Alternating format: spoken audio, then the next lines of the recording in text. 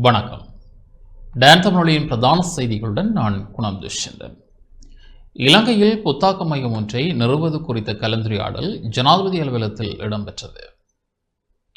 இலங்கையில் RMIT புத்தாக்க மையம் ஒன்றை நிறுவுவது குறித்து தெளிவுபடுத்துதல் மற்றும் வசதிகளை ஏற்படுத்துதல் ஆகிய நோக்கத்துடன் ஆஸ்திரேலிய மெல்பர்ன் தொழில்நுட்ப பல்கலைக்கழகம் மற்றும் ஜனாதிபதி சில பிரதிகளுக்கு இடையே ஜனாதிபதி அலுவலகத்தில் விசேட கலந்துரையாடல் இடம்பெற்றது. ஆராய்ச்சி மற்றும் அபிவிருத்தி வணிக மயமாக்கலுக்கான தேசிய அணுகுமுறையின் ஒருங்கிணைப்பின் கீழ் இந்த கலந்துரையாடல் ஏற்பாடு செய்யப்பட்டது. RMIT இலங்கை புத்தாக்க மையத்தை நிறுவுவதன் ஊடாக தற்போதுள்ள கூட்டு பட்டப்படிப்பு திட்டங்களை மிகவும் சேத்திரனுடன் செயல்படுத்த சந்தர்ப்பம் ஏற்படும். இதன் ஊடாக இலங்கையில் எதிர்கொள்ளும் சவால்களை அடையாளம் காணவும் அவற்றுக்கான ஆராய்ச்சி மற்றும் அபிவிருத்தி தீர்வுகளை வழங்கவும் இந்த திட்டங்களை ஆராய்ச்சி கொள்கைகள் மற்றும் தேசிய தேவைகளுடன் இணைக்கவும் எதிர்பார்க்கப்படுகிறது.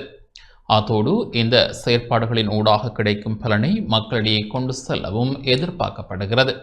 நாட்டின் கூட்டுப்பட்ட படிப்பு திட்டங்களை மேலும் பலப்படுத்துதல், உள்ளூர் ஆராய்ச்சி மற்றும் அபிவிருத்தி செயல்முறைக்கு சர்வதேச ஆராய்ச்சி மற்றும் அபிவிருத்தி அனுபவங்களை இணைத்தல், RMIT மற்றும் இலங்கை பல்கலைக்கழகங்கள், தொழில்துறை மற்றும் அரசு நிறுவனங்களுக்கு இடையிலான ஒத்துழைப்பை விரிவுபடுத்தல், புதிய தொழில்நுட்ப தீர்வுகளை வழங்குதல், வர்த்தக நோக்கங்களை அடைதல், புத்தாக்கங்களின் வணிகமயமாக்கலை அதிகரித்தல், உள்நாட்டு விஞ்ஞானிகள், ஆராய்ச்சியாளர்கள் மற்றும் மாணவர்கள் உட்பட ஆராய்ச்சி மற்றும் கண்டுபிடிப்பு துறைகளில் ஆர்வமுள்ள சமூகத்துக்கு சர்வதேச அணுகல் மற்றும் பயிற்சி வாய்ப்புகளை வழங்குதல் மற்றும் புதிய முதலீடுகள், நிதி மற்றும் ஆராய்ச்சி திட்டங்கள் மூலம் நாட்டின் பொருளாதார, அறிவியல் மற்றும் தொழில்நுட்பத்துறைகளின் வளர்ச்சிக்கு பங்களித்தல் ஆகியவை இந்த புத்தாக்க மையத்தின் மூலம் எதிர்பார்க்கப்படும் நன்மைகள் ஆகும். ஜனாதிபதியின் சிரேஷ்ட மேலதிக செயலாளர் ரசல் அபன்சு, RMIT பல்கலைக்கழக உபவேந்தர் பேராசிரியர் கெலம் டிரமெண்ட், LTEM கல்லூரி உபவேந்தர் பேராசிரியர் சுஜீவ் சேதுங்க, ஆராய்ச்சி மற்றும் அபிவிருத்தி வணிகமயமாக்கலுக்கான தேசிய அணுகுமுறையை பிரதிநிதித்துவப்படுத்தி அதன் பணிப்பாளர் நாயகம் கலாநிதி முதிதடி சனரத் ஜாப்பா, பணிப்பாளர் இந்துனில் குணதிலக்கம் மற்றும் பலர் இந்நிகழ்வில் பங்கேற்றனர்.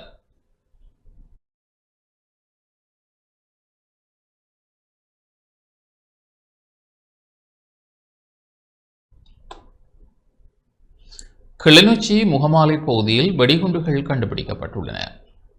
கிளிநொச்சி பளை போலீஸ் பிரிவுக்கு உட்பட்ட முகமாலை வடக்கு பகுதியில் வெடிக்காத நிலையில் 31 குண்டுகள் மீட்கப்பட்டுள்ளன. முகமாலை வடக்கு பகுதியில் குடும்பஸ்தர் ஒருவர் தமது வீட்டினை சுத்தம் செய்யும் போது பள்ளம் தோண்டியுள்ளார். இதன்போது அப்பிரதேசத்தில் ஆபத்தான நிலையில் வெடிக்காத குண்டுகள் காணப்பட்டுள்ளன. இந்நிலையில் உடனடியாக வீட்டு உரிமையாளர் பளை போலீசாருக்கு அறிவித்துள்ளார். அங்கு வந்த போலீசார் கிளிநொச்சி நீதவான் நீதிமன்றின் அனுமதியை பெற்று அவற்றை பாதுகாப்பாக மீட்டுச் சென்றனர். அத்துடன் மேலதிக விசாரணைகளை மேற்கொண்டு வருகின்றனர்.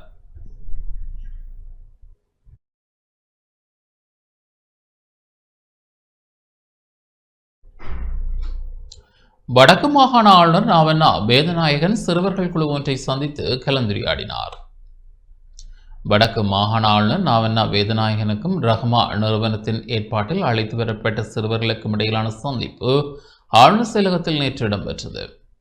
ரஹ்மா நிறுவனம் பல்வேறு வேலை திட்டங்களை முன்னெடுத்து வரும் நிலையில் சிறுவர் உரிமை தொடர்பிலும் பணியாற்றி வருகின்றது. முல்லைத்தீவு, கிளிநொச்சி மற்றும் வவுனியா மாவட்டங்களைச் சேர்ந்த சிறுவர் குழுக்களின் தலைவர்கள் ஆளுநருடனான சந்திப்பில் ஈடுபட்டனர். போதைப்பொருள் பாவனையால் பாடசாலை மாணவர்கள் எதிர்கொள்ளும் சவால்கள் தொடர்பில் சிறுவர்களால் ஆளுநருக்கு எடுத்துக் கூறப்பட்டது. பாடசாலை மாணவர்கள் எதிர்கொள்ளும் போக்குவரத்து பிரச்சினை தொடர்பாகவும் கலந்துரையாடப்பட்டது.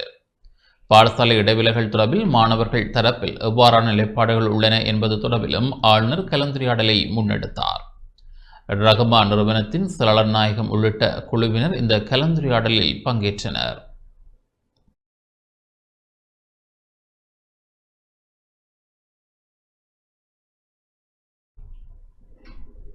ஊர்காவுத்துறை பிரதேசத்தில் கடல் பாசி உற்பத்தி குறித்து நாடாளுமன்ற உறுப்பினருக்கான இளங்குமரன் ஆராய்ந்துள்ளார்.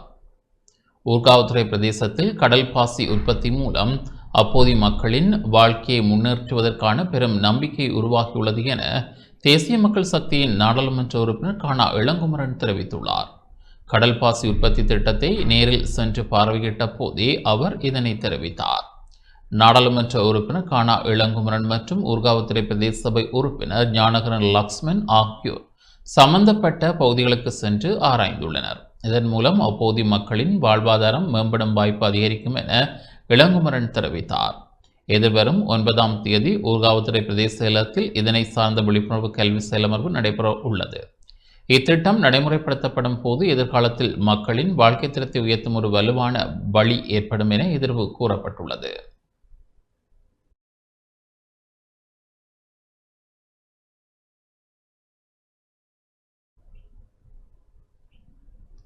முல்லைத்தீவு தேவிபுரம் பகுதியில் வெடிபொருட்களுடன் புலிக்கொடி மீட்கப்பட்டுள்ளது. முல்லைத்தீவு புதுக்குடியிருப்பு போலீஸ் பிரிவுக்குட்பட்ட தேவிபுரம் பகுதியில் உள்ள தோட்டக்காணியிலிருந்து வெடிபொருட்களுடன் புலிக்கொடி மீட்கப்பட்டுள்ளதாக புதுக்குடியிருப்பு போலீசார் தெரிவித்துள்ளனர். தேவிபுரம் பகுதியில் உள்ள 168ஆம் இலக்க தென்னந்தோட்ட காணியை உரிமையாளர் துப்புரவு செய்த போது காணியில் RPG ரக குண்டுகள் புலிக்கொடி போன்றவற்றை அவதானித்தார். இதனை அடுத்து நேற்று காலை புதுக்குடியிருப்பு போலீஸ் நிலையத்தில் முறைப்பாடு செய்யப்பட்டது. சம்பவ இடத்துக்கு விரைந்த போலீசார் விசாரணைகளை மேற்கொண்டதுடன் நீதிமன்ற அனுமதியுடன் விசேட அதிரடிப்படையின் உதவியுடன் சோதனை நடவடிக்கை மேற்கொண்டனர்.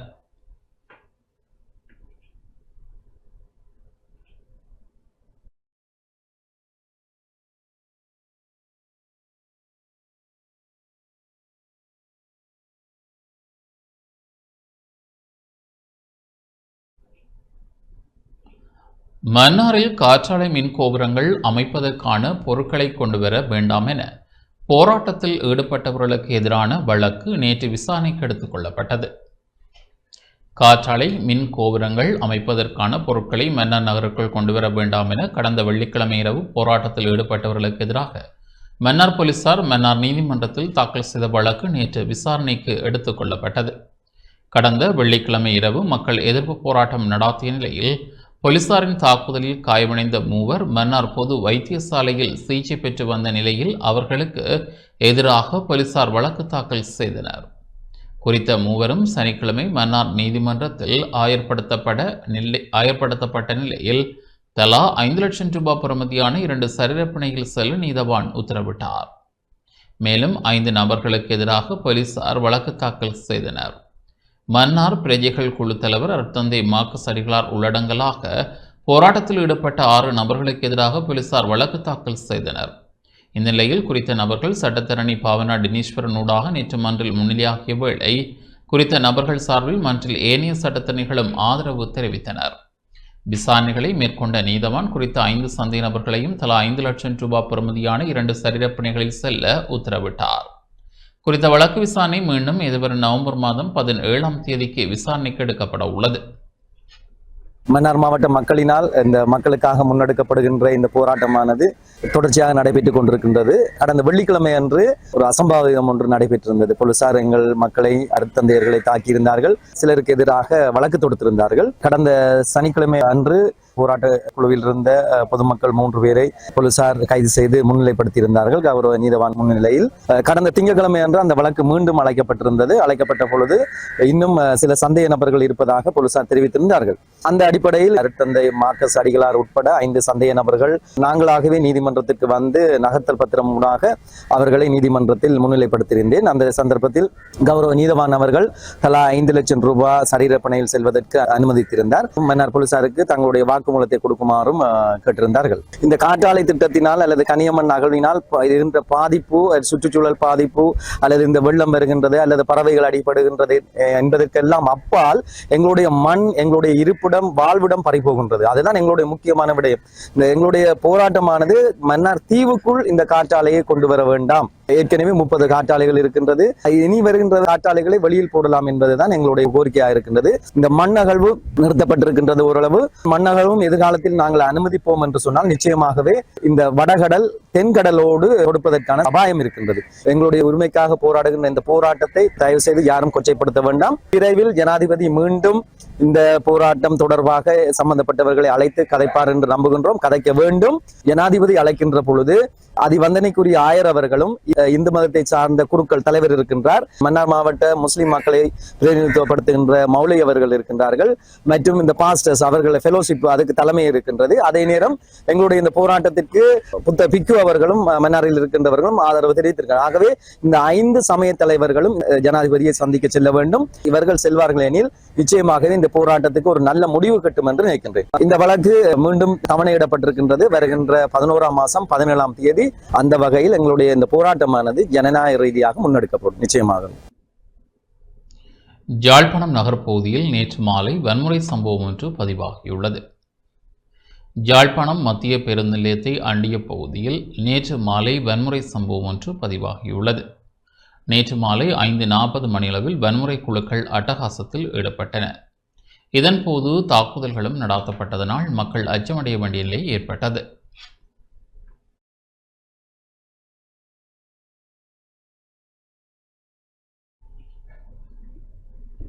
யாழ்ப்பாணம் பொலிகண்டி பகுதியில் நேற்று படகு ஒன்று தீக்கிரையாக்கப்பட்டுள்ளது. யாழ்ப்பாணம் வல்வெட்டித்துறை பொலிகண்டி ஆலடி பகுதியில் படகு மற்றும் கடல் தொழில் உபகரணங்கள் தீக்கிரையாக்கப்பட்டுள்ளன. நேற்று பிற்பகல் 1:30 மணியளவில் இந்த சம்பவம் பதிவாகியுள்ளது. இதன்போது பல லட்சம் பெறுமதியான படகு மற்றும் கடல் உபகரணங்கள் தீக்கிரையாகியுள்ளன.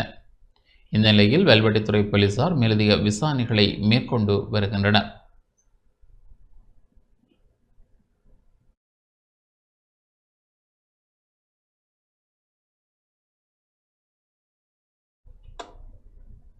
மன்னார் நகர பகுதியில் 3 உணவகங்கள் மீது விசேட நடவடிக்கை மேற்கொள்ளப்பட்டது. மன்னார் நகரசபை எல்லைக்குள் உரிய சுகாதார நடைமுறைகளை பின்பற்றாது இயங்கி வந்த வெதுப்பகம் உட்பட 3 உணவகங்கள் மீது நகரசபை சுகாதார பிரசோர் உள்ளிட்ட குழுவினர் விசேட நடவடிக்கைகளை மேற்கொண்டனர். மன்னார் பொது வைத்தியசாலையை சூழவுள்ள உணவகங்கள் மற்றும் வெதுப்பகங்களில் மன்னார் நகரசபை சுகாதார பிரசோர்கள் மற்றும் மன்னார் நகரசபை சுகாதார குழுவினர் மேற்கொண்ட ஆய்வு நடவடிக்கையின் போது சுகாதார நடைமுறைகளை பின்பற்றாமல் இயங்கி வந்த உணவகங்கள் மீது நடவடிக்கை மேற்கொள்ளப்பட்டது. உரிய அனுமதி இன்றி இயங்கி வந்த உணவகங்கள் கழிவுநீர் உரிய முறையில் அகற்றப்படாமல் இயங்கி வந்த வெதுப்பகம், மருத்துவ சான்றிதழ் இன்றி பணிபுரிந்த ஊழியர்கள், அதிகளவான இலையான்கள், சுகாதார நடைமுறையை பின்பற்றாத உணவுகள் களஞ்சியப்படுத்தப்பட்டிருந்தமை உள்ளடங்கலாக பல்வேறு சுகாதார பிரச்சினைகளின் அடிப்படையில் உணவகங்கள் மீது நடவடிக்கை மேற்கொள்ளப்பட்டது. அதன் அடிப்படையில் குறித்த உணவகங்களுக்கு எதிராக மன்னார் நீதிமன்றில் வழக்கு தாக்கல் செய்யப்பட உள்ளது.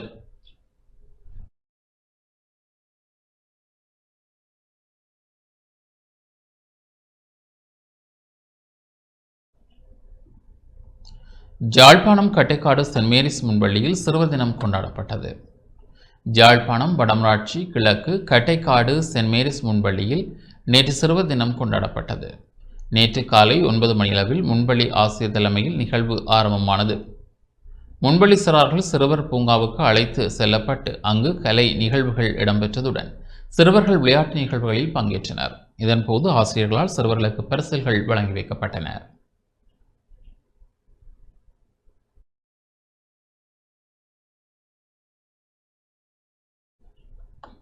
யாழ்ப்பாணம் கைதடி நவீல்ட் பாடசாலையில் சிறுவதின நிகழ்வு இடம்பெற்றது. யாழ்ப்பாணம் கைதடி நவீல்ட் பாடசாலை மாணவர்களின் சிறுவதின கொண்டாட்டம் நேற்று இடம்பெற்றது. பிரதம விருந்தினராக பாடசாலை அதிபர் திருமதி சுஜிவா வித்யாசிங்கர் பங்கேற்றார். மாணவர்களின் கலை நிகழ்வுகள் மற்றும் விளையாட்டு நிகழ்வுகளும் இடம்பெற்றன.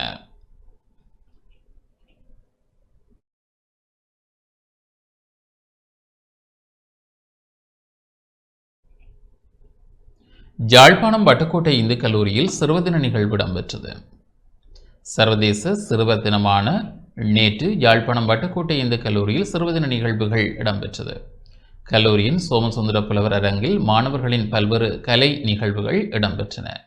இதன்போது போதைக்கு எதிரான விழிப்புணர்வு நாடகம் ஒன்றும் மாணவர்களால் ஆற்றுகை செய்யப்பட்டது. இறுதியாக மாணவர்களின் முன்னேற்றத்துக்கு பெரிதும் பங்காற்றுவது பெற்றோர்களா ஆசிரியர்களா என்ற தலைப்பில் ஆசிரியர்களால் பட்டிமன்றம் ஒன்றும் நிகழ்த்தப்பட்டது. இந்த நிகழ்வில் கல்லூரியின் பதில் அதிபர் மயூரன், ஆசிரியர்கள் மற்றும் மாணவர்கள், கல்விசாரா ஊழியர்கள் பங்கேற்றனர்.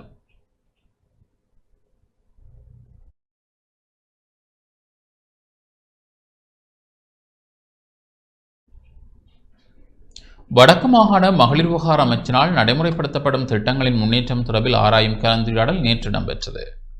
வடக்கு மாகாண மகளிர் விவகாரம், புனர்வாழ்வளித்தல், சமூக சேவைகள், கூட்டுறவு உணவு வழங்கலும் மற்றும் விநியோகமும் மற்றும் தொழில்துறையும் தொழில் முனைவோர் மேம்பாடும் மற்றும் வர்த்தக வாணிப அமைச்சின் கீழ் இந்த ஆண்டு நடைமுறைப்படுத்தப்படும் திட்டங்களின் நிதி மற்றும் பௌதிக முன்னேற்றம் தொடர்பில் ஆராயும் மாதாந்த கலந்துரையாடல் நேற்று இடம்பெற்றது.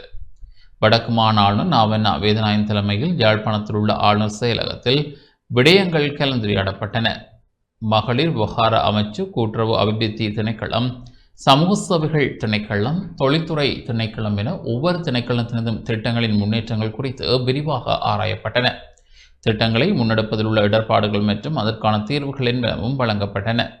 இந்த கலந்துரையாடலில் வடக்கு மாகாண ஆளுநரின் செயலாளர் சீனா சத்யசீலன், மகளிர் விவகார அமைச்சின் செயலாளர் முனா நந்தகோபாலன், நிதி பிரதி பிரதம செயலாளர், கட்டிடங்கள் திணைக்களத்தின் மாகாண பணிப்பாளர், சமூக சேவைகள் திணைக்கள பணிப்பாளர், தொழில்துறை திணைக்கள பணிப்பாளர், கூட்டுறவு அபிவிருத்தி திணைக்கள ஆணையாளர், கூட்டுறவு ஊழியர் ஆணைக்குழுவின் பணிப்பாளர் மற்றும் ஒவ்வொரு மாவட்டங்களதும் கூட்டுறவு அபிவிருத்தி உதவி ஆணையாளர்கள் பங்கேற்றனர்.